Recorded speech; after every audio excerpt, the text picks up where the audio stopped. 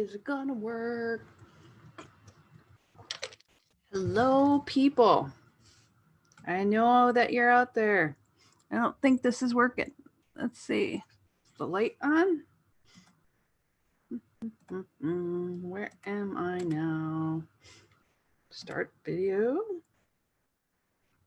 Yes, it's working. I'm gonna play the song. It's a little pixelated, but that's weird. We'll see what happens. Yay! Here we go. Let's get it on. Do, do, do.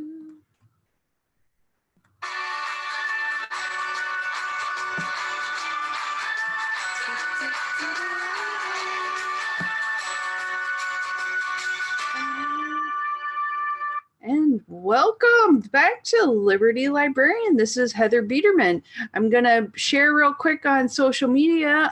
It's live, and I am so glad that you got to join me today.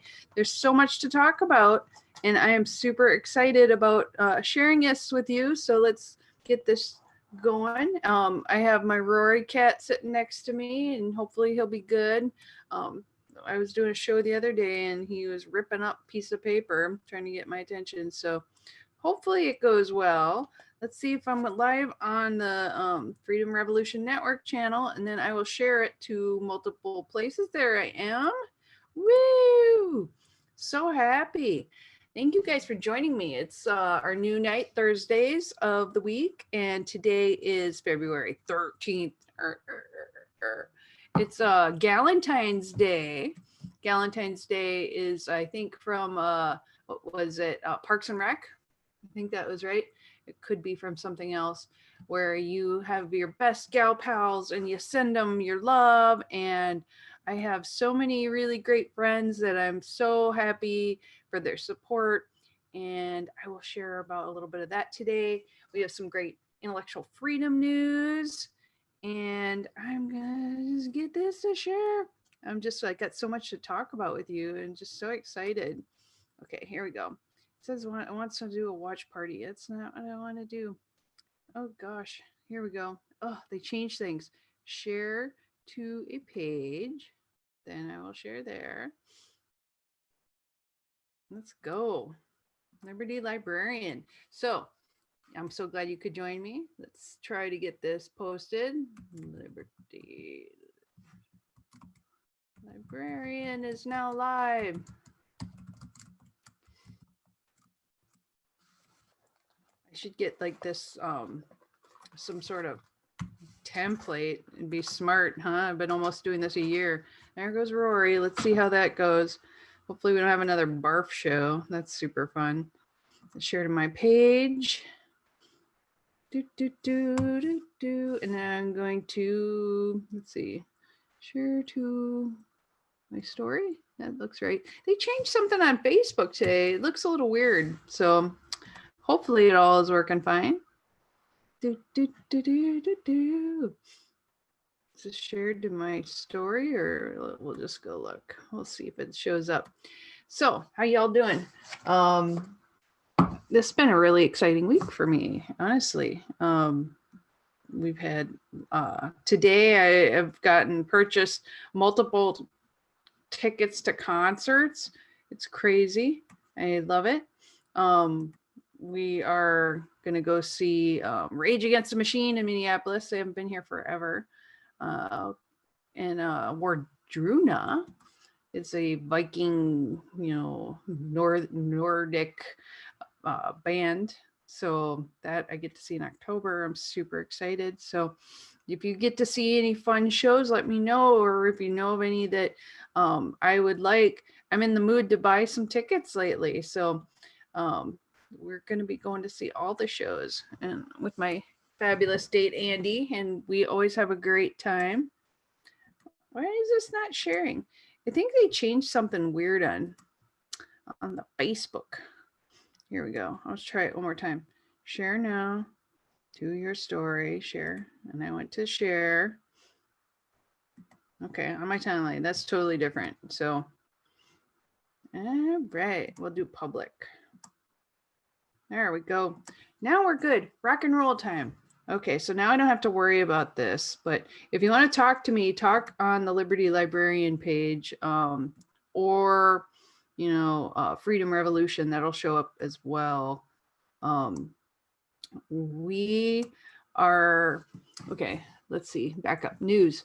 This week, I started a new show with my best friend, Kara Schultz, and we are doing the sweet subversives. I want to call it sabbatical, sweet, not submissive, sweet. Uh, what else is a good S word? But I'm gonna share with you guys the cool Facebook page so you can go and like it. If you like this show, you'll love that one. We have so much fun. Sweet subversives. We're gonna, what we're doing is we're trying to do kind of a positive spin on life and having some cocktails together. We're hanging out, talking about libertarians who do good, nice things that people do, having a little pop culture, a little bit of news, and just like stuff that we do really good anyway, but we're going to do this together. So I'm super excited, and that we will be doing that show on Wednesdays and at 8 p.m. Central Time. So if you are wanting to watch it, you can catch it there. You can download it and watch it later whenever it's convenient. We're going to start off with Facebook, and then we're going to grow from there. Hopefully you'll be able to get it everywhere. And also I'm going to put a plug in for my gal Kara's other show that she's been doing is on Mondays on Twitch for the Kara Schultz channel. And what she does is candidate training for Libertarian Party. And it's really good and it's useful. And even if you're not a Libertarian, her tips and tricks for getting elected are amazing. And she has very thoughtful tips for like how candidates can go from start to finish to get through an election. And she should know she's an elected official for Burnsville City Council. So if anybody should know, Kara should know. So definitely watch her Monday shows. They're very good. Let's see what else is going on. So Sweet Subversives, we had our soft start show yesterday, and it went really well. We have a lot of fun. The hardest part is finding time to get things set up. And I mean, it's the same for this show too. There's so many fun things that I want to do with the channel, but with the full-time job, and I mean, like, I think about myself working full-time and trying to get tenure as a librarian, and also Kara, who's working full-time as a candidate recruitment specialist for the Libertarian Party, and then almost every weekend going to different libertarian conferences, conventions all around the country and doing training. So she's busy too. So a lot of it is us, we throw 5 minutes here or there, like, okay, we'll plan, we'll do this, we'll plan, we'll do this. And no matter what, we're going to do our best to do a show every week for you. And that's what I try to do here too, is I think this is a good goal kind of setting thing in general. Something I've learned over the years is if you just make time to do it and it becomes like a ritual, then you will do those things over and over. So like, what do you want to accomplish? Do you want to get in shape? When is the best time that you will work out? How many times a day? How many times a day? How many times a week can you work out? How long can you work out? Is it only 5 minutes? When is the best time where you can just do that every single day, like brushing your teeth, to make sure that you get this in? And, I look at my calendar, and this, normally it was Mondays, and I still kind of feel like it doesn't feel right for me yet to be on Thursdays. I feel like Monday was my day. And it may go back to that. But for now, Thursdays, until I can get my schedule to kind of clear up, Thursdays is going to have to cut it. But maybe I'll get used to this too, and it'll be like my next brushing teeth. You just keep doing it. And I'm a person of habit, like right now I've been working out and trying to like lose a little weight, get in shape. And for me, the only time I can make myself work out is before work. So, and I hate getting up early in the morning, but I find if I don't do it then, everything gets so crazy and busy that I won't do it. So every day I make sure I get up a little early, give myself enough time to get my workout in and then go to work. And then I feel really good about myself because I crossed off a big thing on my day. So think about that one thing that you really wish you could accomplish this year, and figure out how you're going to fit that into your week. Can you do it every day? Is it something that you can only do a couple times a week because you're just that busy? But how can you make it happen? And if it's important to you, you'll do it. And I think that's one of the things I've read about successful people, busy people, is that they have just as much time as anybody else. It's just how you fill your time, and you get better at being more efficient. And sometimes you have to stop doing everything for a little while, but if you really want to make something happen, you make time for it. And that's the way it goes. So I've been making time for a Liberty Librarian. Let's see, it's February 13th. So it's about a year and another month and a half. And it's been going pretty well. I like it. I like spending time with you guys. We get to talk about a lot of things that I don't get to talk about anywhere else. And I was thinking about this with planning for Sweet Subversives, is that we all kind of take for granted that, you know, there's things that we're experts in and there's things that we know about, but I like having the seriousness of this show, but then also getting to do a really fun show like Sweet Subversive. So I like that it's different. If it was all like serious news all the time, I think I need variety. I need that spiciness of something fun and new. So I hope that you like it. I know that there's very specific people that are really into this, and you know, I'm not trying to be, what do you call it, like a YouTube Insta celebrity. And there's nothing wrong with that. They're just going to be way better at it than I ever will be. So this is a lot of me feeling like I'm kind of talking to a journal and sharing things that I think are important.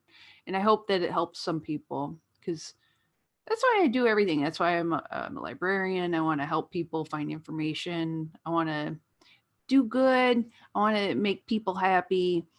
The best thing ever is when somebody's like, "Oh, I've been looking and looking for this, and you helped me find it in like 10 minutes. It was amazing." And I just feel like, that's why I do it. I want to help you. So I got a lot of good stuff today. I found a background. I just wanted to test it. I don't know if it works or not. My problem with this is like Zoom is so tempting to just play with. So I got this virtual background, but I think the lighting is wrong in here. It's very bright with the computer screen, and I'm using the on-screen camera, and I can see why, like Karen and I talk about the technology, and I can see why having an actual digital camera with a separate light setup is going to be better in the long run. But I really like the background here. I like the virtual look. It's nice and clean, and you don't have my dark house at night. It looks different. And then I also had one that was set up to look like a bookshelf, which I kind of like that better because it's lighter and it kind of matches the way the light is on my face. So I don't know. What do you think? Play with it. But for now, we're just going to go, au natural. This is my house and it is there. So hopefully you don't see cats jumping from behind me, although that would be kind of awesome too. So we got some things to talk about in the show, and I want to make sure I got to them. So I had about 4 articles, 4 or 5. One is huge, so I'm going to save that one for last. And then we'll do a little more chatting at the end. So hopefully you're having a good day. So I found this one. It was kind of interesting. Actually, I'm going to show you. Yeah, I'll do this first, and then I got like a little video to show you that I think is hilarious.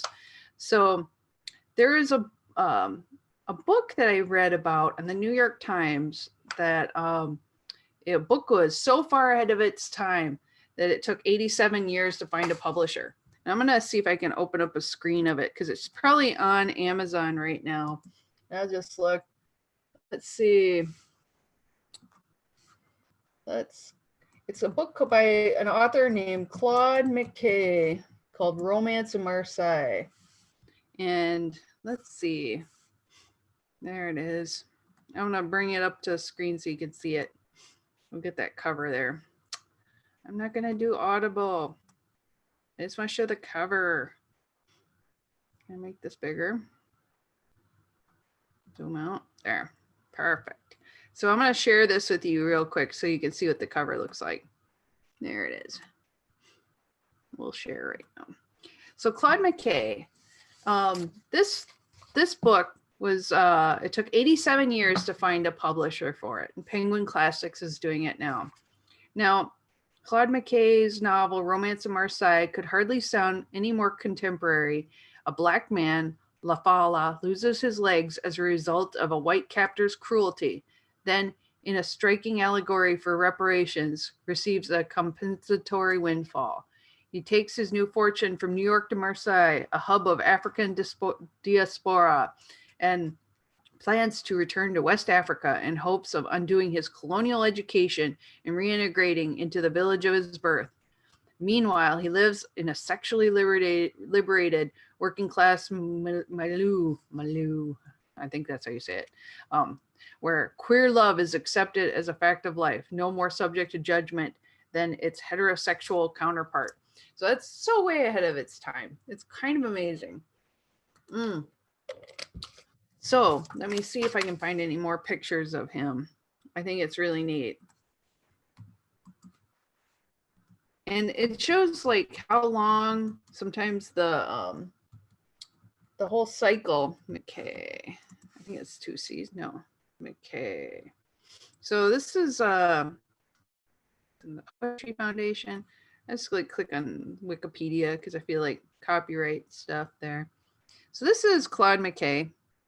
And I'll read a little bit more about him. The book's themes, queerness, the legacy of slavery, post-colonial African identity are among those at the forefront of literature today. But he lived from 1889 to 1948, so way ahead of his time, and the central figure of the Harlem Renaissance. Now, a century after that movement began, Romance of Marseille will finally be published for the first time on November 11th, which is 2 days ago. Its debut coincides with recent shifts in thinking about the Renaissance, which is increasingly seen as grappling not only with race, but with class, gender, sexuality, and nationality. So this had been put aside, even though it is by one of the greats in the Harlem Renaissance movement. And Romance of Marseille is published by Penguin Classics now, and edited by Gary Edward Holcomb and William J. Maxwell. It is the second of McKay's posthumous. My words, sometimes you see words and then when you say it out loud, it sounds weird in your head. Novels after he died, to appear in recent years after the 2017 publication of Amiable with Big Teeth. McKay began writing Romance of Marseille in 1929, but put it aside in 1933. It was a practical decision. McKay earned his living from writing, and his editor, Eugene Saxton, who had previously challenged sexually transgressive passages in his books, believed that Romance of Marseille was too shocking to sell. He's writing about the underclass, said Diana Lachantier, who oversees McKay's literary estate, through which the Faith Child's Literary Agency. That subject placed McKay in conflict with gatekeepers of literary Harlem, and specifically W.B. Du Bois, Webb Du Bois. It's no surprise that publisher during his lifetime, who's running the publishing houses, they said, very staid middle-class people. They would have been terrified by this. And while the novel is in some ways dated, because it is, still today feels very radical. And so it's amazing that finally this very respected author is getting 2 of his books in the last 3 years published, because they're just so shocking and ahead of their time. In recent years, we have taken much more expansive look at the Harlem Renaissance, said Tricia K. Patton of Purdue University, who co-edited the anthology in 2001 called Double Take, a revisionist Harlem Renaissance anthology. So even, you know, you look at white history and we see that there's belittling of Black authors, of female authors, of the other. But even within each of these movements, you see that there are censorship, self-censoring things happening, like anything that deals with queerness, the other, it's censored. So it's amazing to me that even within these communities where they're so aware of censorship, that they have done it themselves. So it is nice to see it being undone.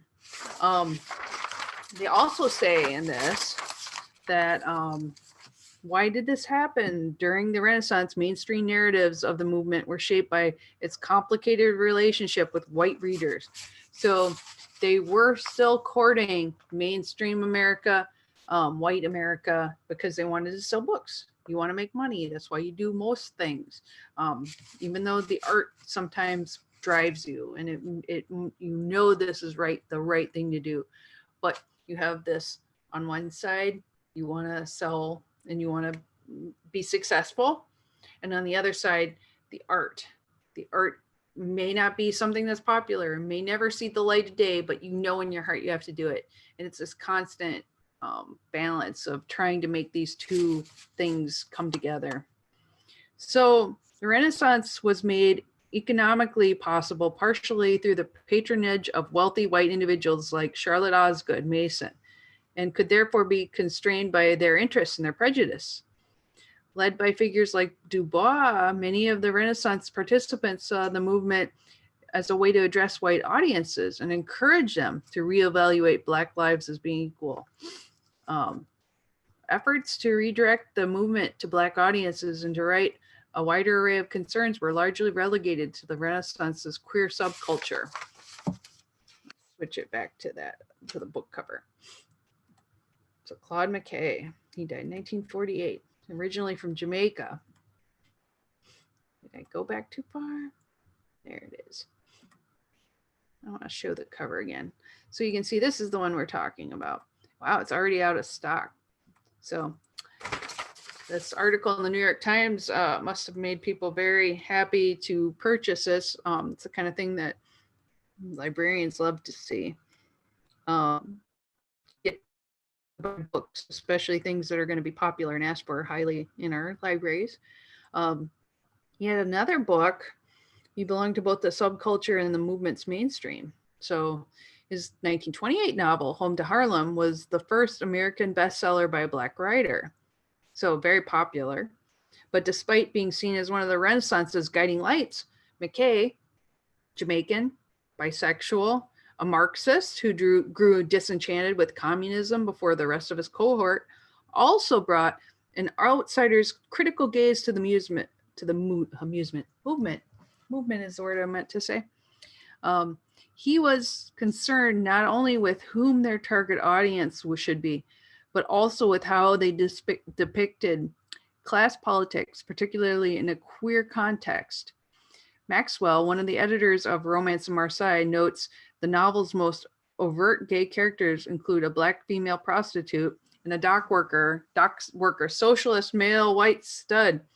That was remarkable departure from the conventions of the Renaissance, in which most queer relationships were depicted in a genteel context of gay male instruction, as Maxwell put it. Holcomb, the book's other editor, pointed out that Romance in Marseille depicts great freedom in working class queer life. The queer characters are not portrayed as being exotic or subcultural.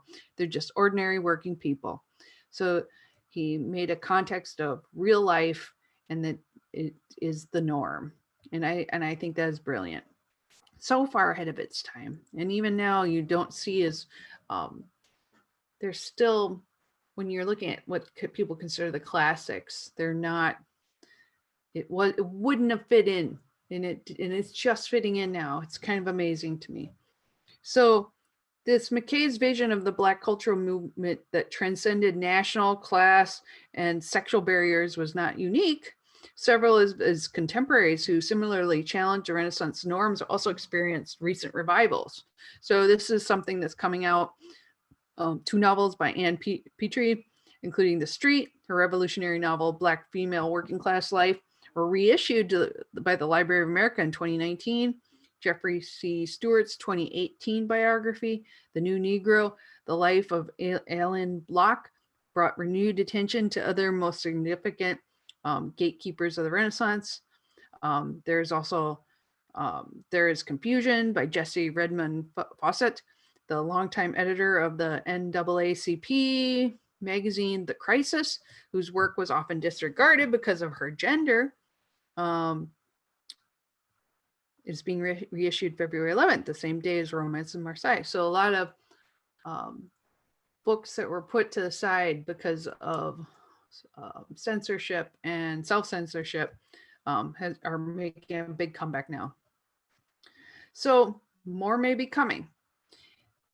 They stumbled on forgotten manuscript of Amiable with Big Teeth while studying in Columbia in 2009. So some of these were published, maybe a small printing, not shared very often, and people are discovering them again. And I think that's one of the brilliant things about libraries in general, and why we need to have physical copies of things and storehouses of information, because something may not be popular right now, but 50 years from now, 100 years from now, it may be that something that they look at and go, oh, so ahead of its time. Let's look at it again. So the ideas may germinate and grow, and it takes a lot of time for it to grow and be accepted. So I'm really happy to see that some of these things are happening. So in wrapping that up, our sense of Harlem Renaissance, Holcomb said, is growing to encompass something much more complicated and broader than the original idea of a cultural nationalist African-American movement. Romance in Marseille, one of the Renaissance's most radical texts, hidden for decades from public view, makes a natural avatar for that development. What McKay wanted, Holcomb said, was something much more deeply revolutionary. So I thought that was quite moving, and I'm very happy about that. So let me take a little sippy sip. Okay. As you know, in the news, there's a lot going on about the coronavirus, and we talked about it here a little bit. It's scary. I think that people are being lied to. And here's my tinfoil hat moment. It's obvious, and people know this, is that China is sharing what they want people to hear. The numbers don't add up, how many people may be infected, what they're doing about it. They're not being very forthcoming, that maybe even the history of it, they may know more about it than they're revealing. So I find that any little grain of news that I get, I start to worry about it. I found an MIT Technology Review, which is a quite excellent journal. They had Meet the Chinese Crowdsourcers Fighting the Coronavirus Censorship. So as you know, citizens in China and Hong Kong are trying to chronicle the coronavirus outbreak. And there's fact and fiction. The government may be giving both. And the problem is that when people share information in China, the government cracks down on it. And I've heard stories about people being killed because they either have, they've shared information about the disease. It's so scary, and yet they have the technology to share the information. So there's this, it's a battle basically going on. So in this MIT Technology Review, they talk about the Chinese social network Weibo, W-E-I-B-O, on Monday. And she saw a curious post from the state-controlled publication People's Daily. Hubei province was adding 100,000 beds in hopes of handling the new coronavirus that has caused panic across the country. The number was jarring given the official reports that only a few thousand people were infected. So if they are preparing for 100,000 people and they're saying, oh, it's only 1,000, it's going to get very big, and they're not really sharing it in a way that makes sense. So Linda took a screenshot and she saved it.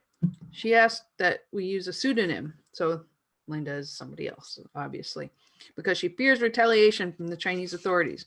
We verified her identity by asking her to send information from the accounts she uses to post her work.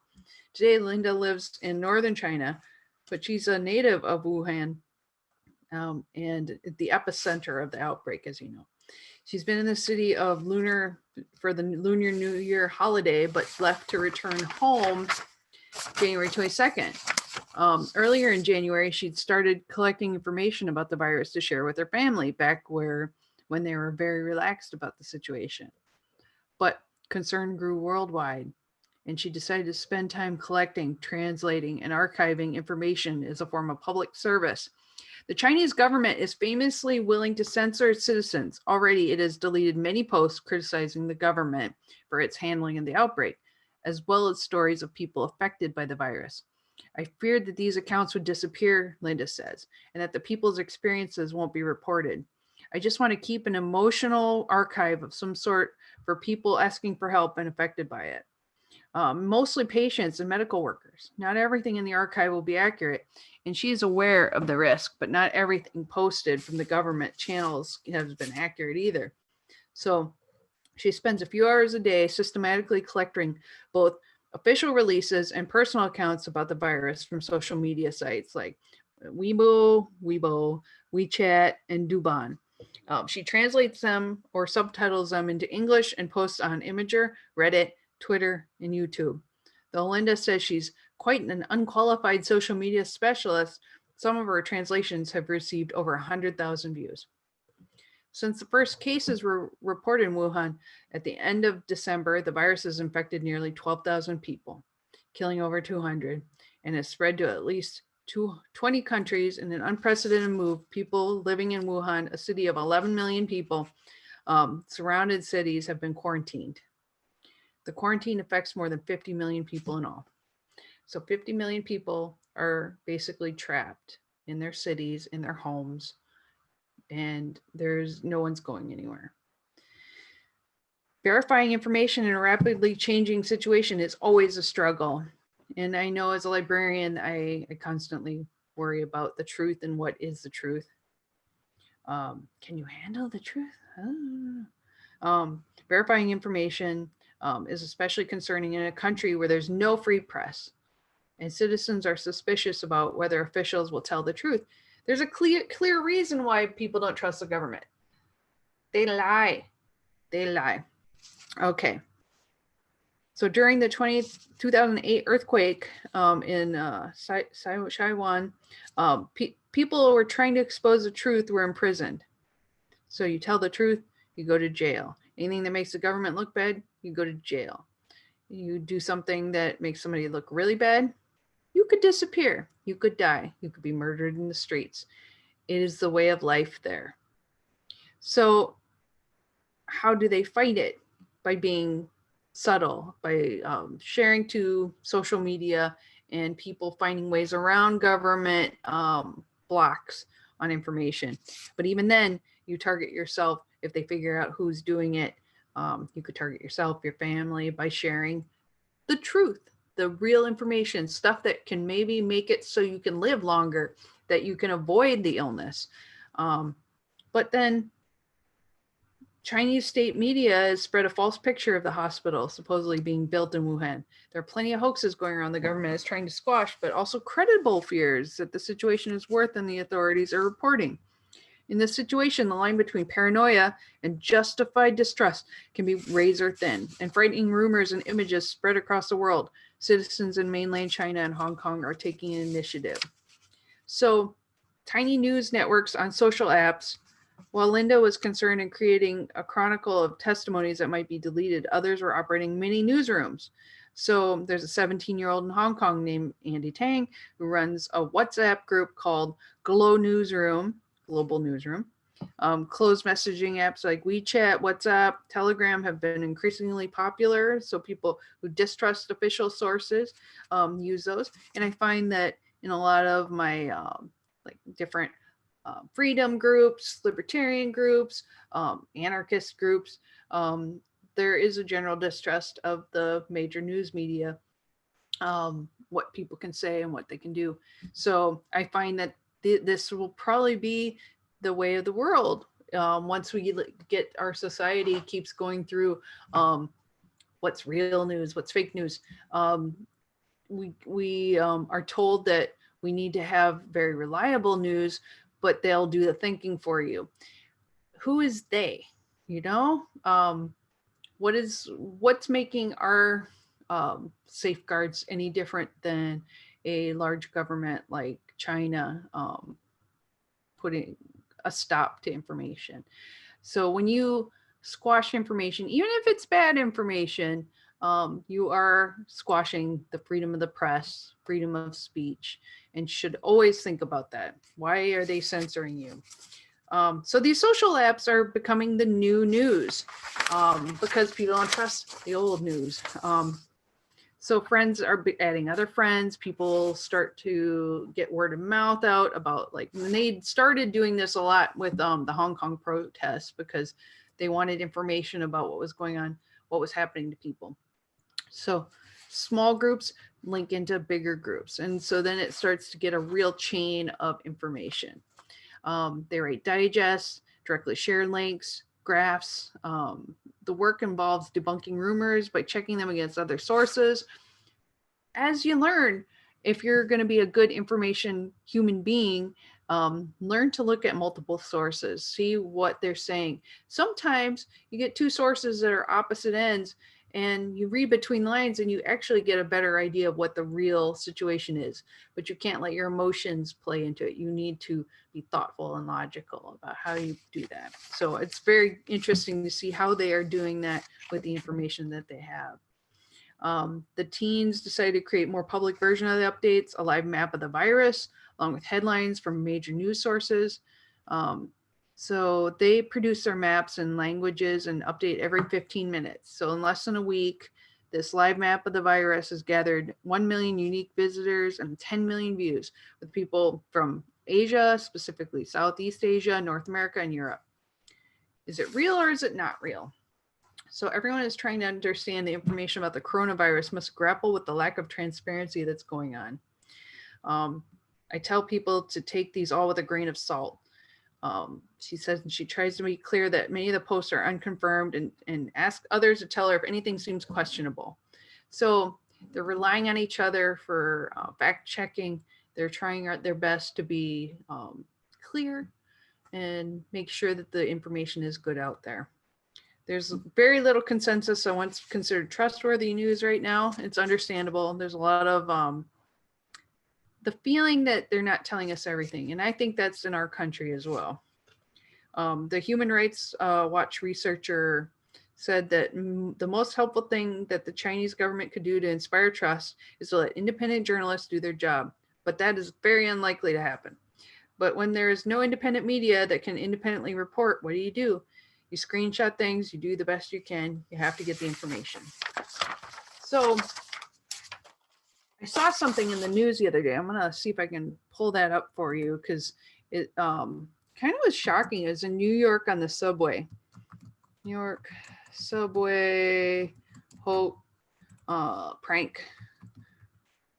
And it was, I wonder if there's a video. Okay. It was on NBC New York, and I wonder if they show a clip of it. I didn't see a video of it the other day. I saw pictures of them. Let's see if that might be good enough. Let's see.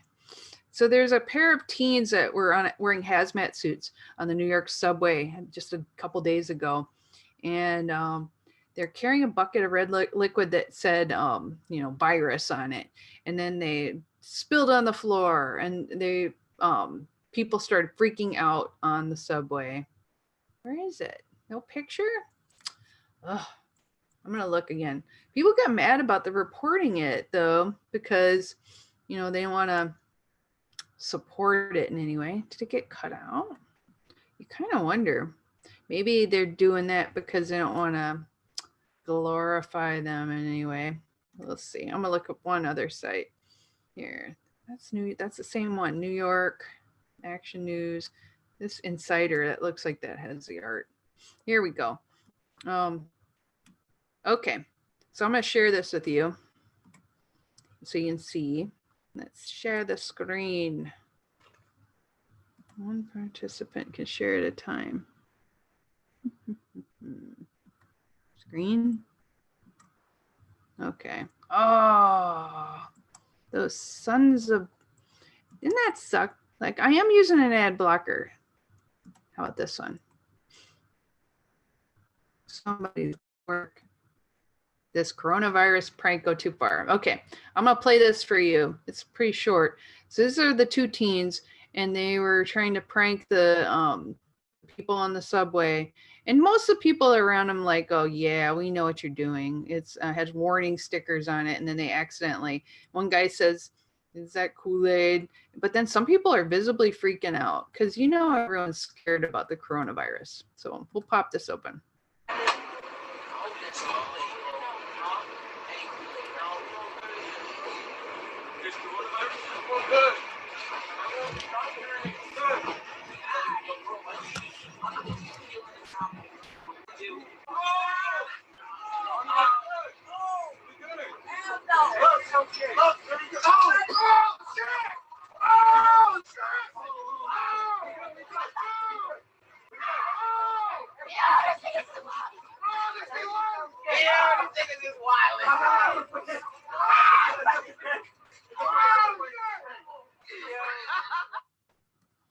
Okay, so you see,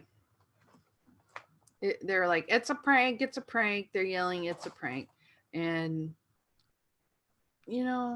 I feel like it did kind of go too far. We have to have a sense of humor as being humans. It's part of what we are, what we do. But I've kind of felt, if you watch that video, there's a guy in there who had no shoes on, which I'm like, it's February in New York. I don't really know why you'd be walking through the subway with no shoes on, but there's a lot of barefoot people that are all over the place. And I like, do what you want to do. But I felt bad for him, like when they dumped the red liquid down the subway and having to deal with it. Like, you don't want to make a mess, it's just gross. But so what do you think about that? That's free speech right there. There's always somebody like a Borat kind of person out there who's messing with people. And I think that we're all jaded enough that you can see why a lot of people saw them on the subway and they're like, yeah, it's New York and you're being a jackass. But that's what people do. So I saw that this week and I thought of you guys, especially because I get a lot of people that like send me notes and they're scared. I think we should be a little scared, but remember to wash your hands. Like, what do you do when there's like illness and disease? You wash your hands. You don't you cover your cough. If it gets really bad and you're in an area where this is going on, you definitely want to think about getting a face mask. I know they feel like they look dorky and everything, but until they quarantine us, you've got to go on living your life. And I know a lot of people get really scared and worried, and it's an easy thing to fall into that. Woohoo! Hey guys, my husband just brought a bunch of snacks home. Party at the Biederman house. Fuck, it's cold out. It's cold out. It is like about 30 below wind chill today here in Minnesota. Very cold and terrible. So one of the things I had looked at was 43,000 people in China and around the world supposedly have the coronavirus right now, and this eclipsed more than 1,000 people. And I just read one that had said it was 800. Now it's 1,000 people have died. So it is eclipsing the death toll from related virus SARS. So what do you expect? And I think there's a lot of anytime, hi. Do you want to be on camera? That would be really cute. Panic in the street. Panic. No panic, Andy. So people ask me what happens. What happens if you get sick? There's 138 patients that were treated in the hospital in the front lines. They have answers. So the Wuhan doctors at the critical care department say about 40% of the people that they actually treated caught the infection at the hospital. So they were visiting, they were working there. So 40 were healthcare professionals, 17 patients who are already there for surgeries or other reasons. So if you're not around it, it makes it a lot easier not to get it. They said 4.3% of the patients died. 4.3. It's not 100%. If you get it, it doesn't mean you're going to die. 34% got better and left the hospital. So some of them are there. Yay. They're outside of China, the death rate appears to be much lower, but I think that people, when they get sick and they know that they're around it, they are making sure that they are taking care of it. Some of the people are being quarantined. There are early symptoms that if you do, if you think you might be getting it, it just sounds like flu, you know? It says that they're getting diarrhea or nausea one day or two before the other symptoms. Go to the hospital if you're worried about it, if you're sick. People don't think about things. They go, oh no, it's nothing. But you know, like take care of yourself. It's always a good idea. And then it wasn't Jim clear. Baker says what? You should take colloidal silver and it'll cure you. Who says that? I read that today. Who said it? Remember Jim Baker? Jim Baker? The Reverend Jim Baker that went to jail? But there's only so much. His son is a reverend. Oh. And he is saying on television. He said to do colloidal silver. To take colloidal silver and it'll cure the At what level though? I mean, like what do you get? I actually like colloidal silver a lot, but I think that to think that it's going to cure you is ridiculous. To think that it could be preventative, just like anything that could prevent flus. But washing your hands and not being around sick people. And when you are, you know, like make sure if you're coughing, cover your cough. And that is a huge thing.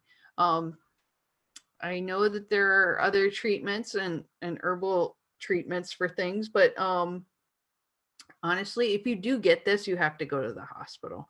I know I'm not one to push antibiotics on anyone, but a lot of the people have very extreme difficulties breathing when they get to that level. And that's why they are saying that to test for it, they have a throat swab. And there's a chain, it's called a polymerase chain reaction, PCR, and it tells about the genetic material for it. So there's an easy test to do it. If you're worried about it and you're panicking, the best thing to do is to go to the hospital and get tested for it. The lungs are very greatly affected, and that is very worrisome.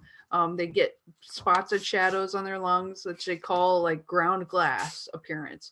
So it's very dark looking on the scans. You get to the ICU. They said the Chinese team said a quarter of their patients ended up in the intensive care unit because acute respiratory distress syndrome, ARDS, ARDS. That's when the lungs fill with fluid and lose the ability to carry oxygen. And that is why you can't wait this out. If you're not sure, you should get tested. And it might just be pneumonia. I mean, just pneumonia. Pneumonia is bad. People can die from that. But if you are having any difficulty breathing, go to the hospital. I think that what they're doing a lot of times is they're giving people oxygen. They had said there are no silver bullets to cure the infection. So if you're very young, it can be deadly. If you're very old, it can be deadly. I'd say that most of the worst patients were over 55. So the older people, median age for illness was about 56. Some of the patients as young as 22 and old as 92.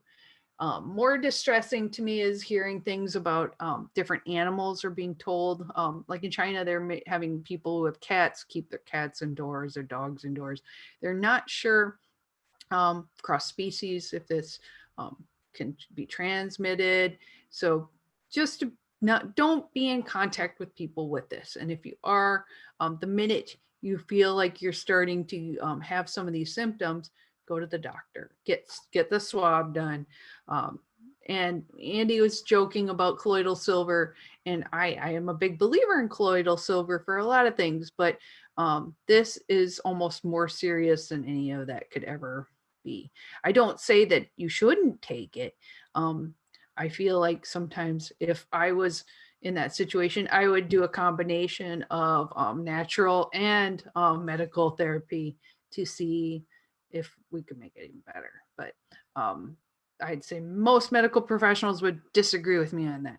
But I will say in this situation, go serious, go big, go serious, because people are dying from this. So talk to your doctor. Anyway, so I just wanted to share a few things that I had found out. There are treatments that they are using, since I thought it was interesting that he said that there's an antiviral drug called ostelavista?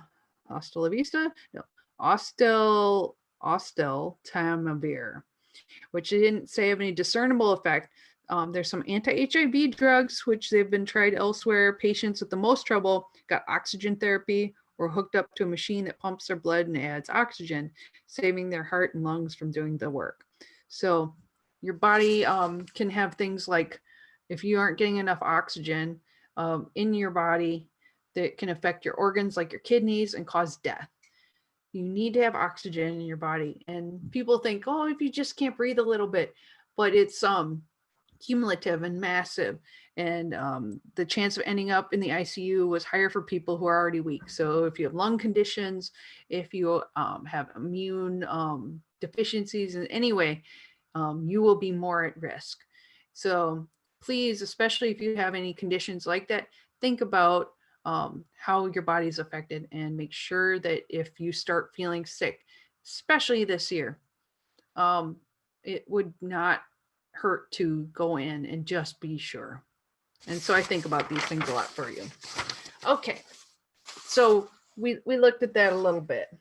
So I had one other thing I wanted to show you. I think it's pretty funny. Let me get that clue queued up. Let's get that out. So the teens that I showed you, I don't know if anything happened to them. I mean, they have their names, but they thought it went too far. And it was, people are offended. And it's because we're scared. We are very scared right now. Where did I put that? Let me see. I had a really cool one. Okay, I might have to open it again. Did I do it here? No, I think I opened it over something. Okay, well, I'll find it again. We'll be fine. Not that one. Here we go. I'm gonna click on this. It's funny. I don't know why. I just laughed. And, you know, sometimes I think about the government and the weird things that they do. And I thought this little video, once I get it loaded, I'll share it with you. My internet's a little slow, obviously. You can tell I'm a little more pixelated today than normal. I don't know why. And my husband just got home, so everything might stop running on me. Let's see. Zooming. Oh, weird noise. Okay, here we go. Is it loading? Come on, baby. You can do it. It's so funny. I want to show it to you. Okay. Okay. This is getting through the week. So spinning your wheels, you're freaking out. If you're flying anywhere, you'll find this especially funny. This video I'm about to show you is at an airport, and it's one of those baggage loaders, and it has luggage going flying. And wouldn't you just feel your guts sink to the floor if you saw this happening? So I will share it right now, and I will play it for you. Sharing screen. Share. Here we go. Play. Oh my God. Woo! Rise baggage handler machine. How the hell is it doing that? When you're like, there's my luggage there. It's like, looks like it's got drinks. I think this is a drink cart. And at the airplane too. No. Oh, they're trying to block it. Oh, there's all the cans. That's how you do it. That guy's a champion for stopping that. So anyway, I kind of love that. Let's stop the share. Stop sharing, Heather. Okay, so I thought that was pretty cool.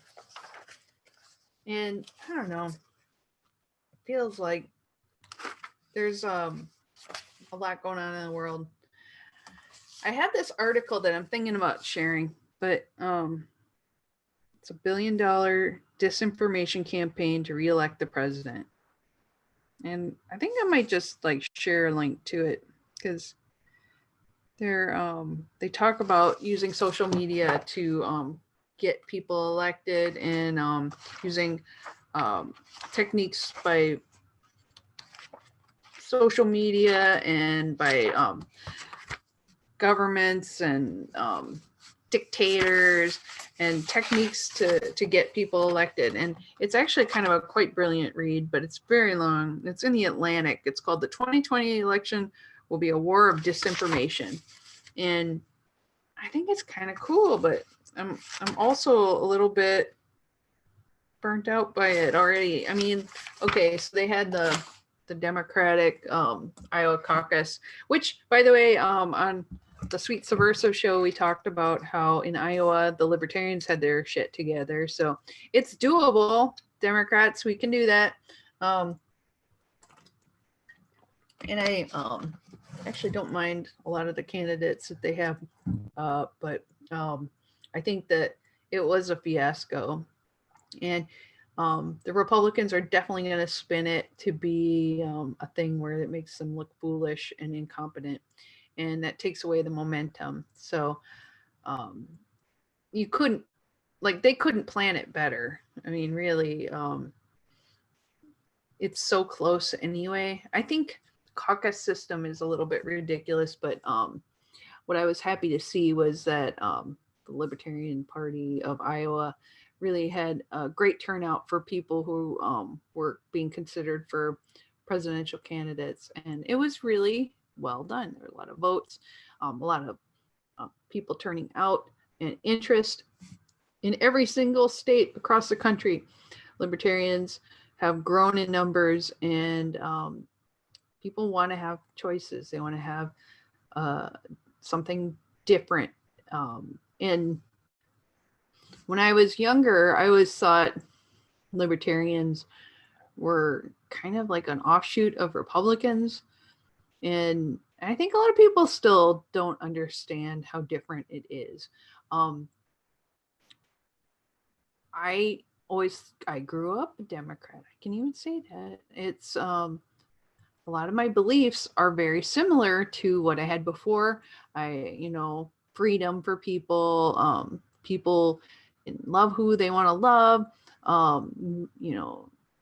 If you want to go smoke pot, you're a grown up, you're an adult, you can do it yourself. I don't care.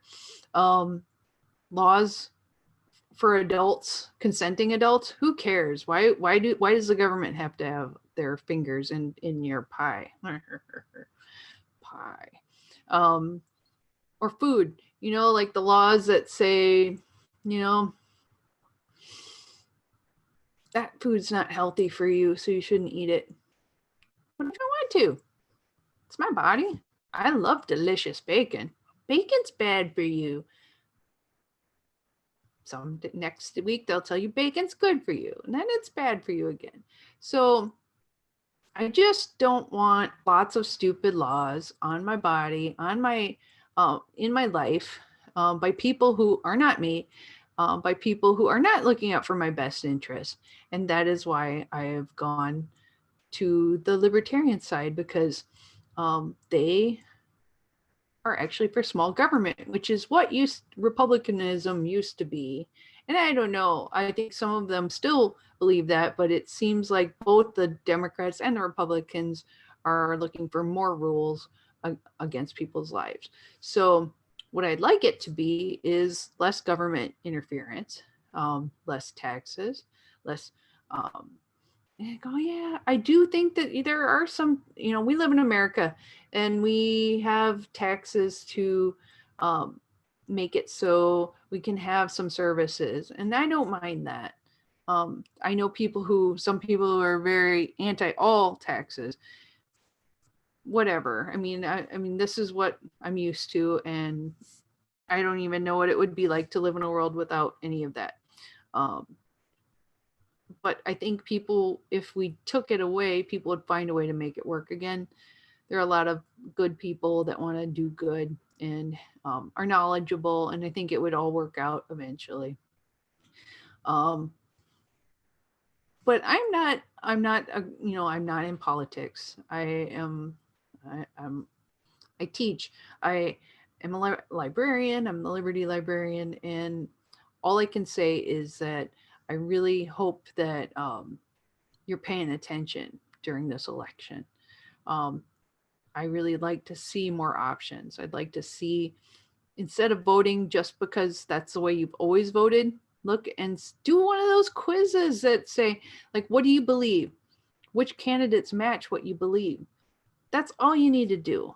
And you know what? It may surprise you. I found that there are some candidates that were in different parties that I'm like, wow, they actually are a better fit for me. And then some that I expected to be the pick, the one that I want, were actually totally opposite in viewpoints than I had. They voted on issues differently. They seem good on TV, but then you see what they actually do. They don't, stick by their words. So please, this year, think about that. For me, for you, for your sake, for all our sakes, let's be thoughtful about the election process. So I think I'm going to end it here. I'm really hungry. So no cat barfing tonight. This is a huge success. Please on Monday, if you're interested in politics and you're interested in running, watch my friend Kara Schultz on the Twitch. Twitter is another thing. Twitch is a channel where it used to be mostly video games, but now there's a lot of in real life and learning about stuff. So it's getting to be a really neat place. So go check it out. If you have Amazon Prime, you can get a free Prime Twitch membership is what I have. So then you can check it out and do more with it. It's very cool. What else would I say? Definitely go check out that show. Check out the Sweet Subversive show on Wednesday. It's super fun. And you won't hear so much about me being judgy. You'll see the more fun Heather, whatever. What's fun? Subjective, right? But I'll let my hair down a little bit more. It's already down, but I mean like more down. And we'll have some drinks together and we'll visit and talk and have some fun. And then Thursdays, I'll always talk to you about intellectual freedom news and weird stuff, whatever's on my mind. If you have things that you want me to talk about, go to my Liberty Librarian Facebook page, send me a message, and I will get back to you right away. I love that you guys watch. I love that you guys share. Freedom Revolution Network. If you're looking for other shows, kind of like in the same vein as mine, we have some great shows. So please support my co-hosts on other channels, and they're great people. So on that note, have a great week, guys. I really love getting to talk to you every week and sharing what's going on. I think we're having a good time. So if you have ideas, things you want me to talk about, or just, if you want to see more of me, look on Wednesdays, you'll see more of me. And have a great week. Tomorrow's Valentine's Day. Don't forget, if you're like one of those fools that are like in relationships and they don't like talk to each other and don't remember dates, tomorrow's Valentine's Day. Get your shit together, kids. Tell people you love them. Tell your friends that you love them. Not everybody has to be in a relationship to love people. So I am of the opinion that it shouldn't be so much a commercial holiday, but just tell people, show people that you love them in different ways. Be a nice person. Be good to each other. And happy birthday to my brother. And I'll hopefully be seeing him soon too. And take care of your family. Take care of the people you love. And have a great week. I'll see you next week, guys. Love y'all. And I'm going to play my outro music because I just feel like it. Why not? Here we go.